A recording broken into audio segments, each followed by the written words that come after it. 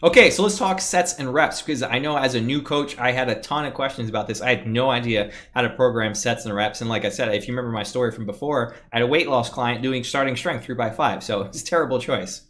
So when it comes to sets and reps, again, it just depends on the client and their ability level. And it's also like as you develop as a coach, excuse me, you'll be able to kind of dial it in a little bit better. So specifically talking about the undertrained, really out of shape person who hasn't trained in like decades, if at all, they're very below average. I'm going to start off with something really easy. 2 sets, 10 to 12, 10 to 15, something like that.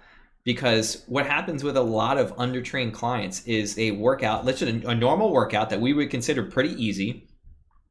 We give them like an average client workout, and then they get really sore for a couple days afterwards, and like it's really hard for them to sit down, and they think this is going to be the rest of their life. And a lot of times they get scared by that. They think they have to push themselves this hard each and every single time, and then they never come back. So that's a loss for you, it's a loss for them. So I'm upfront with clients like this that I can kind of tell, or they've told me that they're in bad shape, or I can see that they're in bad shape. I'll be upfront and be like, look, if this is a little too easy, I consider that a win, because you can always make it harder later on as they get stronger. So again, something like this, 2 sets, 10 to 15, you'll laugh because it probably takes you like 10 minutes to get through, maybe. Versus them, it should take them, it will take them the entire almost hour to get through.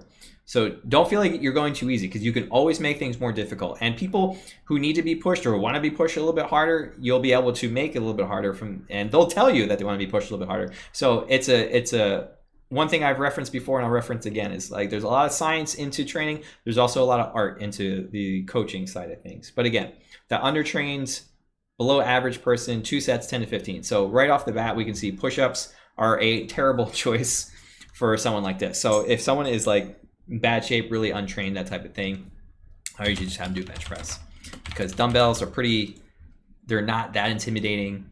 You can start off pretty easy with them. So 2 sets, 10 to 15, something like that for that. Same thing with goblet squats, pretty easy. It's just 10 to 15, something like that. Plank.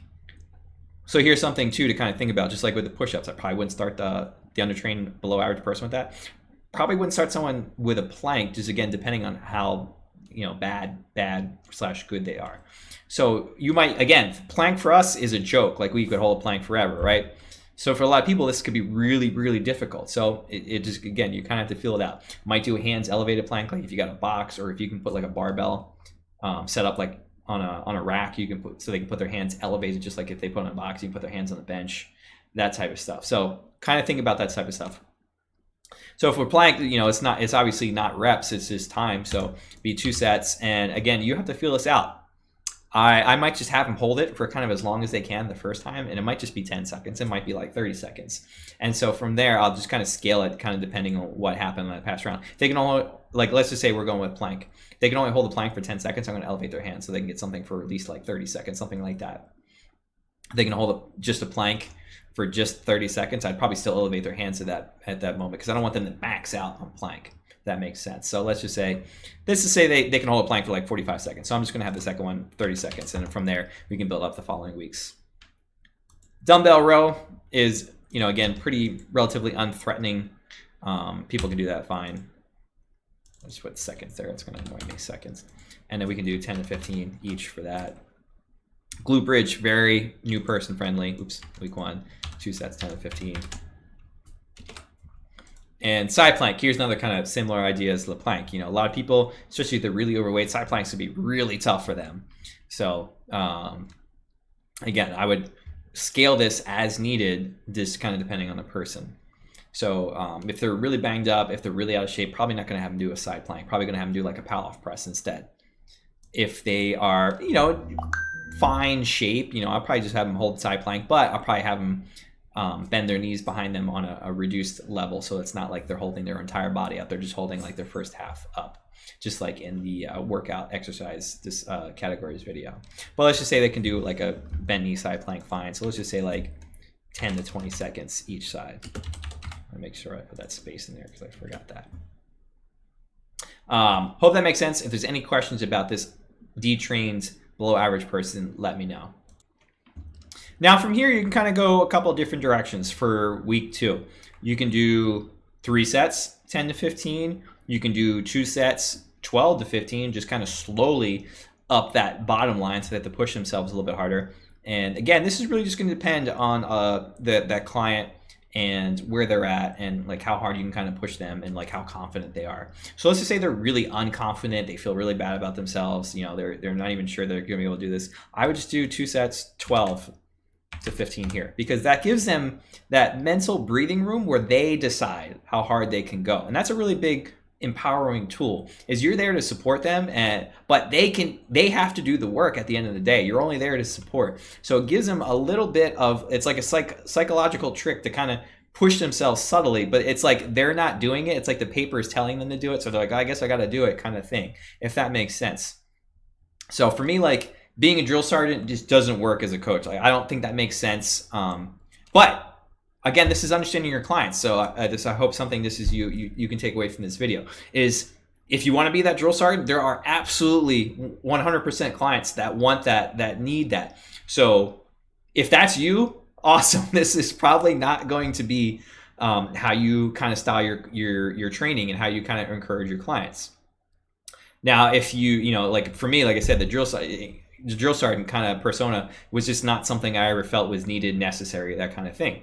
So for me, this kind of approach for like the newer client totally works, because again, it helps kind of empower themselves from the inside out. So don't take this as saying that I'm right and you're wrong. If you are the drill sergeant, or you have your own, you know, like a different way you want to coach, 100% believe in that and trust in that, because there are clients who want your style of training, and there are clients who want my style of training. But this is just how I approach it for new clients. You can absolutely, if you have a new client, you can be like, let's fucking go. And you know, they'll do it and you'll respond to that. And you'll weed out the ones who don't want that, and while attracting the ones who do want that. But again, for my style, my approach, this is how I'd kind of approach it for that new client.